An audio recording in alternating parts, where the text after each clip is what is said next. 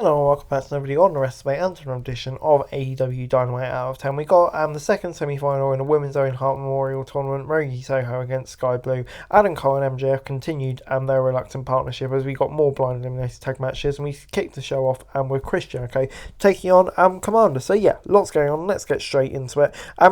And Jericho, as I said, the first match was Jericho v Commander. The rest of the JS conspicuous by their absence. No worries though, as the HO was able to absorb the unorthodox high-flying offense of his opponent and ultimately tapped him out with a lion tamer of the men. The match was solid, one at that, and while a bit disjointed in the closing moments, playing to both man's strengths, Commander hung with the legend, Jericho earned a win without interference from his cohorts, which bled into the continued hesitance to join the Don Callis family in the post-bout promo. It would appear as though Jericho's nearing another babyface turn, and given that he was all of this as a heel, it's hardly a bad idea. The former world champion has always managed to adapt to the role, and it seems like he's doing that once again. And yeah, it gets 7 out of 10 for me. Good match, teasing it, what I think most fans want to happen. So yeah, on the whole, this is good stuff, and yeah, 7 out of 10. It's then time for Cassidy and Arby Allen versus Cammy Guevara and Daniel Garcia. Guevara may want nothing to do with the JS at this point, but he will have some stomach partnering with Daniel Garcia for the last one more week, and the duo upset Cassidy and Allen in the semi-final. Swerve intensified his rivalry with Allen,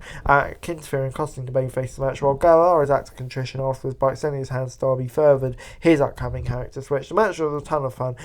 It was fast paced, and the crowd was on hot for the chemistry. All 4 competitors displayed, and the finish was solid, enhancing an ongoing rivalry and set the stage for potential revenge when Strickland battled Nick Wayne later on. So yeah, continues that feud, and yeah, gets the kind of odd couple team going, or at least the ones who aren't getting along very well. So yeah, it kind of fits in perfectly with the tournament, continuing feud. So yeah, 7 out of 10. Next up, it's time for Adam Cole and MJF versus Big Bill and Brian Cage. The most unexpectedly great mismatch pairing in recent menus continues to roll on, with Cole and MJF picking up the victory and going to the finals. The champion and his top contender will battle Guevara and Garcia next week after they weathered the storm, which was their bigger and stronger opponents. The match was solid, post-match promo was tons of fun, as you might expect with these two, and they've lucked into preparing this ghost going massively over just in time for them to go their separate ways ahead of their inevitable title clash. The most interesting development is the manner in which MJF is purposely or not creating tension between Cole and his loved ones Baker and Strong as he steals the attention. Perhaps this is how the devil ultimately screws Cole over, leaving him without his girlfriend, his best buddy, and the AEW title. But who knows where it's going? It just gets an 8 out of 10 for me. Just at the moment, absolutely loving this storyline. And to be honest, I just don't want it to end. Cole and MJF better than the Usos? Who says no? It was then time for that Owen Hart Memorial Women's match, Ruby Soho v Sky Blue. Soho's one step closer, and we're winning this match, and it was a hard-fought one that saw Soho have to go it alone after her outcast teammates were barred from ringside, and she did just that. There were parts of this that were a bit off with some of the action disjointed down the stretch, and Soho appeared to take a nasty bump on her face, but the match accomplished what it had to do. It would have been nice to see Blue make it to the finals of the tournament, but she had the opportunity to build momentum moving forward and develop into a top-tier babyface in the future. But yeah, this gets a 6 out of 10 for me. Win for Soho, I kind of expected it. It wasn't a bad match, but yeah, kind of just a bit predictable, but it wasn't bad. Nick Wayne then took on Strickland. Wayne was set up 16 in AEW for his match with Swerve, obviously a familiar foe, and he lived up to the expectations heightened by video packages. He hung in with one of the more underrated performers in AEW and nearly knocked him out were it not for Prince Danner interference.